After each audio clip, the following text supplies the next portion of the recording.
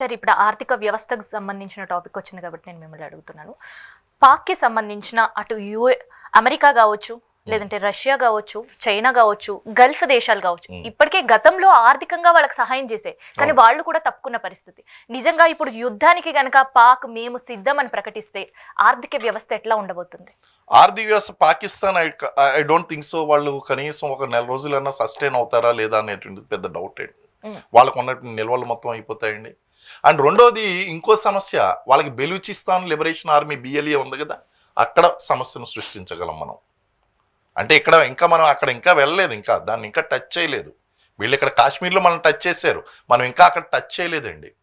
అక్కడ వాళ్ళకి సమస్యను సృష్టించగలం. అలాగే ఇప్పుడు ఈరోజు పాకిస్తాన్ ఆర్థిక వ్యవస్థకు మద్దతుగా ఉన్నటువంటి దేశాలు ఒక చైనా తప్ప మిగిలినటువంటి దేశాలు, మీరు చెప్పినటువంటి దేశాలు ఏమి ఇప్పుడు చైనా వెనక, పాకిస్తాన్ వెనక లేవు. మనకు చూస్తే ఈ రోజు ట్రంప్ కూడా చాలా వరకు ఆర్థిక ఇబ్బందుల వల్ల పాకిస్తాన్ లో ఆగిపోయిన పరిస్థితి. చైనా నిజంగా సపోర్ట్ చేసే పరిస్థితి ఉంటుందా? చేస్తుందండి, చైనా సపోర్ట్ చేస్తుంది. కారణం ఏంటంటే చైనా కొన్ని ప్రయోజనాలు ఉంటాయి, చైనా ఖచ్చితంగా ప్రయోజనాలు ఉంటాయి. చైనాను పక్కన పెడితే మనకి ఈరోజు అమెరికా ఎప్పుడైతే మనకి సపోర్ట్ చేసిందో ఆటోమేటిక్గా చైనా అక్కడ, ఎందుకంటే అమెరికాకి చైనాకి ట్రేడ్ వార్ నడుస్తుంది. నువ్వు భారతదేశానికి సపోర్ట్ చేస్తావు, నేను పాకిస్తాన్, ఇది ఒక వ్యూ. రెండోది, పాకిస్తాన్కి సపోర్ట్ చేయడం వలన it is fighting indirect war.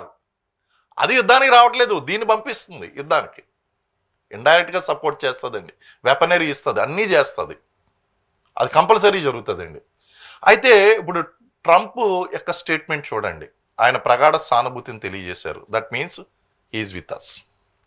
France, Britain statements చూడండి, ఈ విషయంలో భారతదేశం ఎటువంటి నిర్ణయం తీసుకున్నా సరే మేము వాళ్ళ వెన్నంటే ఉంటాము.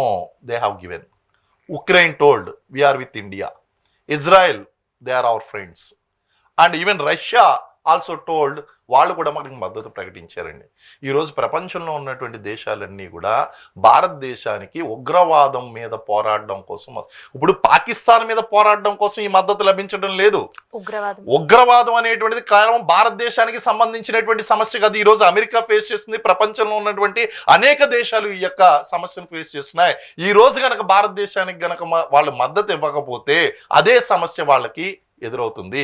ఈ ఉగ్రవాదాన్ని పెంచి పోషిస్తున్నటువంటి పాకిస్తాన్, అసిం మునీర్ యొక్క స్టేట్మెంట్ చాలా సూయిసైడ్ స్టేట్మెంట్ ఇచ్చాడండి. ఇది కేవలం ఇది జరిగిందంటే అసిం మునీర్ వల్లనే జరిగింది. అసిం మునీర్ వల్ల. కారణం ఏమిటి అంటే he has made A blunder of his life. ఇది ఓపెన్ అయిపోయాడండి, ప్రపంచ దేశాలకు అర్థమైపోయింది. అండ్ మనకు కూడా సాలిడ్ ప్రూఫ్స్ ఉన్నాయి కాబట్టి ఇంత సాలిడ్గా రియాక్ట్ అవ్వడం. గతంలో ఎప్పుడు కూడా రియాక్ట్ అవ్వలేదు మోడీ గారు. గోద్రా సంఘటన జరిగినప్పుడు కానీ, ఆయన ముఖ్యమంత్రిగా ఉన్నప్పుడు కానీ, పుల్వామా సంఘటన జరిగినప్పుడు కానీ ఎప్పుడు కూడా he never opened his mouth and made A statement. ఒక దేశ ప్రధాని, అందులోనూ బీహార్లో హిందీ అర్థం చేసుకునేటువంటి ప్రజలను ఉద్దేశించి మాట్లాడుతున్నప్పుడు అది ఆ బీహార్ ప్రజలను ఉద్దేశించి ఇంగ్లీష్లో మాట్లాడలేదు, వాళ్ళకి హిందీ సరిపోతుందండి. పాకిస్తాన్కి వార్నింగ్ ఇవ్వాలంటే హిందీ సరిపోతుంది. కానీ ప్రపంచ దేశాలందరికీ కూడా తెలియజేశాడు ఆయన, wherever these terrorist people are there, we go after them and we kill them. ప్రపంచంలో ఇలాంటి స్టేట్మెంట్ ఇచ్చింది ఇజ్రాయెల్ ఇచ్చిందండి. మొసాద్ దళాలని, Mossad it's a very powerful intelligence agency of Israel. ఆ విధంగా ఇజ్రాయెల్ మీద దాడి చేసినటువంటి వాళ్ళని ఆ విధంగా చంపిందండి, వెతికి వెతికి వెతికి వెతికి చంపిందండి. Similar statement has been given by our prime minister అండి. సో ప్రపంచ దేశాల ముందు ఇప్పుడు ఆయన చెప్పినటువంటి స్టేట్మెంట్ గనక బ్యాకప్ అయిందా, పరుగు పోతుందండి భారతదేశం. And being a prime minister you will never do that mistake.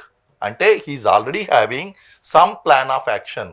ఇది కాదండి, ఈ సంఘటన జరగముందు కాదు, పాకిస్తాన్ ఒక తప్పు స్టెప్ అయిని తర్వాత నా తడాకా చూపిస్తాను, ప్లాన్ ముందే రెడీ అయిపోయింది.